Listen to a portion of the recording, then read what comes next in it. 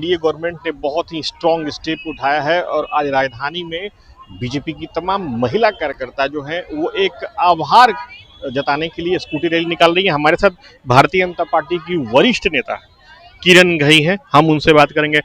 Ma'am, सबसे पहले तो ये बताएं कि इस अधिनियम को लेकर के आपकी क्या राय है? ये महिलाओं को कितना सबल प्रदान करेगा? देखिए, ये महिलाओं को ही नहीं पूरे देश को सबल करने वाला अधिनियम है।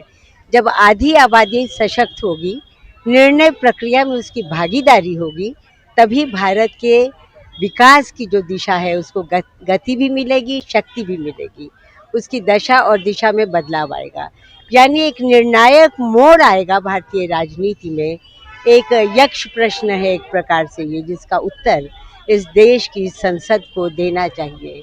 वर्षों तक लंबित रखा है इसको लोगों ने, लेकिन अब जबकि 23 में यह अधिनियम पारित हो गया और तब हल्ला करता रहा विपक्ष कि क्यों देर कर रहे हैं, क्यों देर कर रहे हैं, इसको जल्दी लागू होना चाहिए। आज कह रहे हैं इतनी हड़बड़ी क्यों है।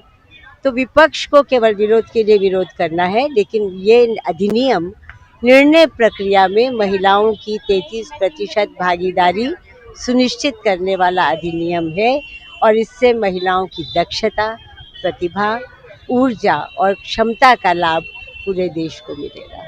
आपने जैसा कहा, मेरा भी सवाल अगला यही है टाइमिंग को लेकर के, और विडंबना ये है कि आरजेडी की तरफ से मीसा भारती और कांग्रेस की तरफ से रंजीत रंजन, जो पप्पू यादव की वाइफ है, इन दोनों का ही विरोध वाला स्वर सामने आया है। उनका कहना है कि जब 2023 में जब इस चर्चा की गई तो अभी क्यों लाया गया? मतलब आखिर विपक्ष चाहता क्या है? जब 23 में इस अधिनियम को पारित करना उनकी मजबूरी बन गई।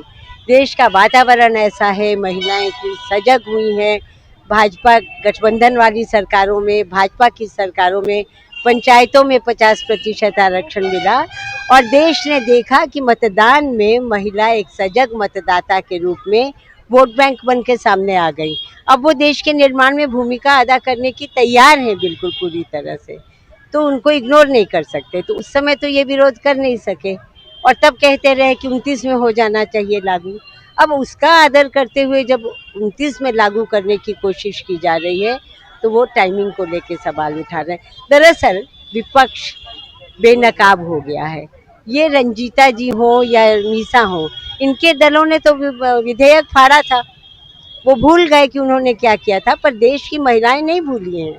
चाहे वो समाजवादी पार्टी हो, चाहे आरजेडी हो, इन लोगों ने गीता मुखर्जी के नेतृत्व में भी जब बिल आया, सदन में रखा गया था तो उस बिल को फाड़ा था, धक्का मुक्की की थी। तो आज वो ये क्या कह सकते हैं? तो वो इसके पक्ष में है ही नहीं, वो नहीं चाहते हैं कि ये पारित हो, इसलिए वो इस तरह के सवाल उठाते हैं। वही पुराने मुहावरे, वही जुमले वो फिर से अपना रहे हैं कि मुस्लिम महिलाओं को आरक्षण क्यों नहीं। अरे आरक्षण तो मिल जाने दो एक बार, शक्ति हाथ में तो आ जाने दो।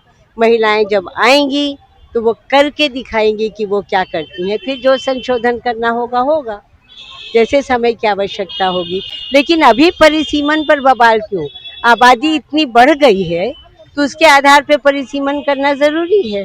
तो ये परिसीमन करने के लिए ये लाया जा रहा है ताकि इसको लागू किया जा सके। अब समय आ गया है, अब विलंब नहीं करना चाहिए। 2047 में जो विकसित भारत बने उसमें महिलाओं की सशक्त भूमिका हो, निर्णय प्रक्रिया में उनकी पूरी भागीदारी हो, राजनीति भी सोबर होगी, शालीन होगी, संवेदनशील होगी, उसका एक मानवीय पक्ष सामने आएगा और मुझे लगता है कि देश की महिलाओं के लिए भी बड़ा काम हो सकेगा।